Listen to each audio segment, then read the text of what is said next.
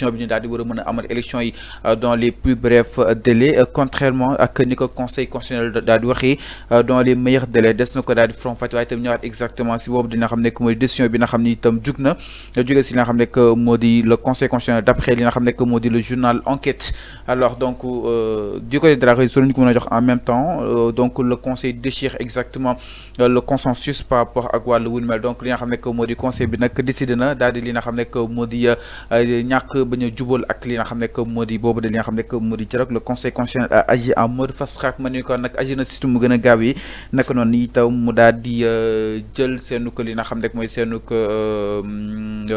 deux bras fexe ba daal di li nga xam ne moo di teg ci suuf li nga xam ne itam président Macky Sall yëkki na ko waaye itam moom itam nga jamono ji mi ngi maintenir li nga xam ne moo di invalidation candidature bu Karim Wade ba si li nga xam ne moo di la réaction bu palais nag ñu koy daal di xaare ni d'après li nga xam ne moo di journal L'Enquête bi nga xam ne itam ñëwaat na si nu mu gën a gaaw par rapport ak li nga xam ne moo di le conseil constitutionnel donc dañu daal doon suñu waxtaan léegi vu que yow la nga doore woon Adama alors tout d'abord naka daal di jàngatee cette décision bi nga xam ni itam le conseil constitutionnel yëkki na ko allant dans son justement daal di li nga xam ne moo di surseoir li nga xam ni itam ñu ko doon dégg si wàllu woo noonu.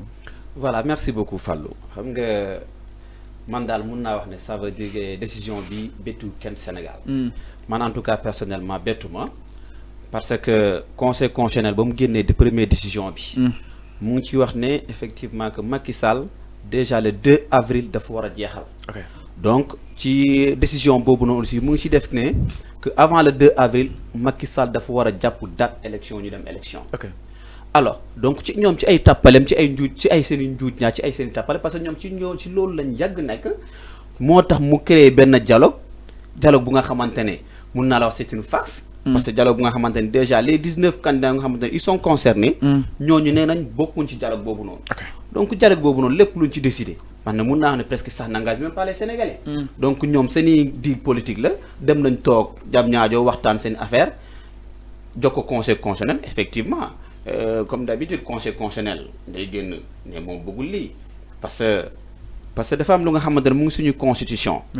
mooy les clauses d'éternité. nga xamante ne mu ngi si constitution bi. clause d'éternité boobu yooyu noonu. conseil constitutionnel dafa musa wax ne yooyu kenn du leen musa laal. mooy premièrement mooy nombre de mandat bi. nombre de mandat kenn du ko laal Sénégal. kenn mënu ko changer. même le peuple sax mënuñ ko changer. Donc beneen kii bi clause d'éternité bi. ñu koy naan durée mandat bi. durée mandat bi aussi kenn mënu ko laal. léegi ak organisation état. organisation état bi aussi mooy régime parlementaire et tout. pour kenn mënu ko laal. Donc Macky Sall si par exemple effectivement ñu résolution kii bi dialogue bi. ñu ne élection yi dañ koy jàpp le 2 juin. Donc suñ ko jàppee le 2 juin déjà am na benn clause d'éternité bu nga xamante ne violé nga ko mooy déjà durée mandat bi. Durée mandat bi déjà da nga koy violer. Parce que déjà Macky Sall il doit terminer le 2 avril. Alors donc déjà le 3 avril donc il faut qu'il y ait un remplaçant bi nga xamante ne Macky Sall dafa war a def passation de service ak moom. Donc ñoom ñu dem def seen dialogue de farce ñu ne ñun bon waxtaan nañ seen biir jàpp nañ le 2 juin bon effectivement conseil constitutionnel. mënul def lu du rejeté ko. man noonu rek laa ko jàppee effectivement que dama ci kontaan parce que tey jii lii day gën a signifier que ne Sénégal justice bi ba léegi mu ngi taxaw bien vrai que Macky Sall mu ngi def ay manigansam mu ngi def lépp pour nërmeel justice bi mais en tout cas te conseil constitutionnel wonewaat na boppam ñu ngi leen di féliciter parce que bon peut-être mun nañ leen bañ a féliciter sax parce que mun nañu wax ne seen liggéey lañ def. Voilà parce que dafa mel ni borom kër bu joxe dépense. ñu ne ko merci non waruñ ko remercier. Parce que liggéeyam la def donc dañ ko siy féliciter peut-être que ne. Parce que aujourd'hui ak Sénégal fu mu toll ak fu ñu nekk nii ak justice bi nu mu commencé nermeelu donc ñoom dañ leen di gën a féliciter jël naan en tout cas ñu ngi leen di ñaan ñu continuer ci lancé bi nii bon ñu ngi xaar. Qu'est-ce que sera la réaction de Macky Sall, l'exécutif? Parce qu'aujourd'hui si Macky Sall dit qu'il ne va pas peut-être exécuter ce que le conseil constitutionnel a dit. Donc loolu day indi benn crise institutionnelle. Donc Sénégal day indi Sénégal ci nguute bu nga xamante ne kenn xamul fan lay mujj. Donc lu ci kanam raw li bët. Alors li ci kanam raw li bët exactement par rapport ak li nga xam ne que moo di cette décision laataa ñu ñëw ci débat bi première réaction yi justement d'après li nga xam ne que moo di enquête bés bi le jour ñu bëri daal ci dikkaat par rapport ak aujourd'hui la position du conseil constitutionnel ginnaaw ba que président Macky Sall daal di saisir au lendemain justement bu mu daal di jotee li nga xam ne que moo di rapport li nga xam ne que moo di dialogue bi ndongo ana ban analyse nga si ñëkk a def par rapport ak wàllu woo noonu. waaw sëñ Fallou yaakaar naa loolu moom su may kàddu du ci bëri. parce que j'ai l'habitude de dire que là où le droit est direct le régime de Macky Sall va perdre ce combat. Parce que yaakaar naa ne conseil constitutionnel comme li ko suma ko débatteur waxee léegi. c'est pas ce que dañ leen di féliciter wala dañ leen di remercier mën nañ leen jaajëfal parce que ni dañu def seen liggéey dañu def seen wareef c'est la chose attendue parce que conseil constitutionnel dès son première sortie bi mu defoon il avait incité à ce que le président de la République mu jàpp les élections au plus bref délai. Dans les meilleurs délais. En plus il n'a pas dit d'organiser un dialogue pour voir la date des élections. Le président Macky Sall dama jàpp que ni il n'avait pas bien saisi li ko conseil constitutionnel waxoon moo tax mu dem organiser benn xawaare baara yëgoo fële ca Diamniadio. Pour dire vrai xawaare la parce que bu ñu ne dialogue pour tenir la date des élections bu ñu ne Fallou on va organiser un match de football. Il faut que date pour match de football. Il faut consulter les organisateurs du match de football et les deux équipes qui doivent se poser sur ce match. Les équipes qui doivent se poser sur ce match sont les 19 candidats retenus par la Conseil constitutionnel. Pourquoi organiser un dialogue pour fixer la date des élections, convoquer toutes les parties prenantes de l'État sénégalais, convoquer les artistes, convoquer les chefs coutumiers, ce dialogue, je ne suis pas contre de ce dialogue, mais ça devrait être le dialogue des 19 candidats pour retenir la date des élections avant le 2 avril, comme l'a toujours dit notre président Khalifa Babacar Sall. Dès que Macky Sall def le 3 avril, mu bafoué Constitution Sénégal, bafoué démocratie Sénégal, le président Khalifa Babacar Sall tout le temps, il a bafoué la démocratie Sénégal. Il disait tout le temps dans ses propos, je vais réduire l'opposition Sénégal à leur plus simple expression. Mais il ne l'a pas fait. Il a réduit la démocratie sénégalaise à son plus simple expression. Macky Sall devait déloguer la démocratie Sénégal. Il devrait sortir par la plus petite porte. Ce qu'il devrait faire, il doit nous dire qu'il y avait une crise institutionnelle. Dafa war a indi loxo indi leeral. Crise institutionnelle bi ñu doon wax ci diggante Assemblée nationale ak Conseil constitutionnel fan la toll. Mais pas muy ñëw di ñu wax institutionnel. Vraiment fan la war. Monsieur le procureur. Voilà effectivement fan la toll. Maintenant li ñu soxla moment bi mooy li Sénégalais di wax chaque jour. mooy li Sénégalais di wax ci baa jaaxle yi moom li Sénégalais wax ci plateau télé yi. Nous voulons partir en élection avant le 2 avril avec nos 19 candidats retenus par la Conseil constitutionnel. C'est ça. Alors décision conseil constitutionnel bi ndongo bi nga xamni itam joxe nako franchement parce que ñi xaar li nga xamne ko modi la décision mu daal di génn mais li nga xamni itam suñu ay confrères relayé nañ ko ñi xaar jamono ji la décision du palais alors mu nek lo xamni itam ñëpp ñukay daal di xaar ni ban genre décision ngay xaar justement ci président Macky Sall. Bon mom dafa am lu mu wax korok conseil constitutionnel te yaakaar naa ne wax dafa doon lu am solo ci doomu aadama moom dafa wax ne doyal na sëkk dafa pare pour dem te soxlaatul dara ci réew mi kon donc ngir yàlla war sol dañ koy ñaan nañu tegal suñu réew ci jàmm ak salaam il n'a qu'à organiser les élections conseil constitutionnel dafa am benn cër bu mu ko joxoon man nag dinaa dutaat baaraam foofu conseil constitutionnel dañ ko joxoon cër à ce que mu jàpp date d'élection il n'est pas dans l'obligation il n'est pas censé jàpp date boobu conseil constitutionnel donc la dernière décision lui revient ñoom nañ jàpp date à ce que les 19 candidats dem élection man amul benn décision bu may xaar ci président Macky Sall moment bi mu toll nii dafa nekk dos au mur ci yóbbu la démocratie sénégalaise en chaos ci la ne conseil constitutionnel nag l'avenir de la démocratie sénégalaise est entre leurs mains mais pas entre les mains du président Macky Sall. Il n'a qu'à fixer une date vu que ils n'ont pas d'accord sur la date du 2 juillet. Parce qu'ils n'ont pas d'accord sur les protocoles de Diamniadio. C'est que les protocoles de Diamniadio, la date du 2 juin, c'est le bloc. Ils ont discuté les protocoles de Diamniadio, donc ils n'ont pas d'accord sur la date du 2 juin. Ils n'ont qu'à fixer leur date avant le 2 avril parce que nous avons des élections. Le président Macky Sall, bien que nous ayons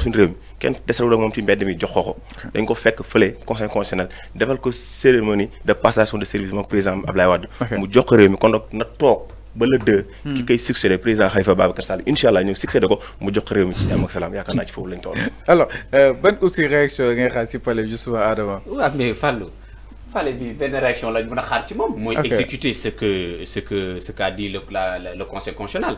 Parce que aujourd'hui si on dit le président donc c'est le gardien de la Constitution. Je peux dire c'est le premier gardien de la Constitution. Donc aujourd'hui la Constitution c'est notre première charte fondamentale de notre pays. Donc ñooñu suñu génnee décision. Moi je pense que conseil constitutionnel suñu génnee décision boobu noonu dañ ko war a exécuter ak nu ñu ko waxee amul sa xaar automatiquement Macky Sall il doit exécuter. Maintenant s'il refuse d'exécuter bon Macky Sall comme l'a dit Ndongo ñun bañ ko doon jox suñu réew on l'a donné un pays démocratique. pays bu nga xamante ne institution yëpp ñu ngi doon dox. Normalement. Donc aujourd'hui si le conseil constitutionnel sort une décision moom mu refuse exécuter ko. ñu ngi koy xaar. Le peuple souverain va l'attendre. Mais est-ce que titre ñu vers une dissolution justement bu conseil constitutionnel parce que tey gis dégg naa maître Doudou Ndoye muy alerter allant dans ce sens. Oui non xam nga gis nga ndongo kii Fallou. gis nga conseil constitutionnel ay décision dañ ko war a exécuter la tuuti. amul leneen donc loolu rek la ñuy war a xaar ci Macky Sall. exécuter décision mooy lan avant le 2 avril Macky mais le 24 mars bii nii mooy mën na organiser élection yi. donc diggante 24 mars peut-être pour mun na am sax deuxième tour du am te man gëm naa ne élection yi deuxième tour du am Pastef day gagné au premier tour dès midi Pastef day gagné lépp ay leer. mais balaa le 2 avril ñu installé notre nouveau président mooy Bassirou Diomaye Faye Macky Sall def ak moom passation de service le 3 avril mais réew mi am jàmm loolu kese moo fi des. donc ñun loolu rek lañ ñaan Macky Sall na respecter décision conseil constitutionnel bi balaa le 2 avril mu organiser des élections libres et transparentes 19 candidats yi ñu reconduire leen ñu dem recueillir le suffrage des Sénégalais mais loolu kese moo fi des amul leneen. donc su fekkee dem na à l'encontre de ces décisions là le peuple souverain est là te dinañ xeex parce que réew mi ñun ñoo ko moom. Macky Sall moomu ko doon na ko ci ay maamam réew mi sénégalais ñoo ko moom c'est le peuple le pays appartient au peuple sénégalais te incha allahu rabi si Macky Sall adopte une autre décision différente de la décision du conseil constitutionnel danañu fekk ci yoonam mais loolu kese moo fi nekk. maintenant du ñu génn di xeex affaire comme gars yi ñu koy defee. mais incha allah on va organiser des manifestations pacifiques pour réclamer. notre démocratie. mais dañuy naan dialogue national la dialogue bi dafa conclure li nga xam ne moo di ay mbiram c'est-à-dire aujourd'hui la décision du peuple moom mooy nekk si kaw li nga xam ne moo di loi et règlement exactement est-ce que Macky Sall du si porox noonu peut-être pour daal di war a mën a peut-être war a mën a indi benn forfaiture à ce conseil constitutionnel. man daal peut-être lu muy wax sax loolu lay gën a répéter Macky Sall mi en tant que gisuma ko mu dugg ci avion dal loxoom bàyyi gëmuma ne que waa jii nii bugg na. mais pourtant mi ngi tàggoo boobu ba tey. waaw mais tàggoo dafa mel ni gis nga dafa mel ni jigéen buy fay. damay fay mais soxna si demal ñibbi te fay bi damay fay dafa doy léegi Macky Sall damay ñibbi damay dem force dana dem jarul sax wax damay dem loolu wax bu yàqu la sa damay dem loolu wax bu yàqu la Macky Sall day dem le 2 avril. déjà le conseil constitutionnel wax na ko encore. waxoon na ko première décision bi beneen décision gennaat na wax na ko mën ko yow te le 2 avril sa mandat day jeex. donc Macky Sall lenn rek lañ koy wax bi bëri na tàggatoo bi léegi dafa doy ñun lenn rek lañ ko wax balaa le 2 avril 24 bii nii 24 mars élection mun na am te gis nga leen naa la ko wax de weeru koor ci la moo dàq sax. wax neen koor gi wax neen gàmmu daaxa wax neen tabaski. non mais élection wax neen korite bi loola waral ñu yóbbu ko ba le 2 juin. mais élection mais tamit si le corps électoral da nga koy convoqué 80 jours avant le scrutin. ma ne ba léegi conseil constitutionnel dafa ne fii ba le 2 avril élection war naa mën a am et c'est bien possible le 24 mars mun nañ def des élections libres et transparentes. le 24 mars c'est possible. mais le temps de la campagne étant d'autres les temps de la RTS. y a pas de problème gis nga campagne instant bii nii man je pense que campagne des fois damay naan sax est-ce que campagne sa jar na ko. gis nga aujourd'hui on a un peuple réfléchi. un peuple bu nga xamante ne gis nga day xool di xàmmee. gis nga aujourd'hui même si fekkee sax defuñu campagne peuple instant bi xam nañu ne candidats yu nga xamante ne ils sont là pour l'intérêt du Sénégal. daam y en a qui sont là pour l'intérêt. y en a qui sont là pour d'autres tâches. peuple bi xam na loolu ñu nga xamante ils sont là pour l'intérêt du Sénégal xam nañ la ñu nga xamante ils sont là pour l'intérêt étranger xam nañ la mais on a un peuple bien réfléchi. ok ñu ñëw si yow Adama alors aspect politique bi ñu si ñëw si kanam tuuti mais.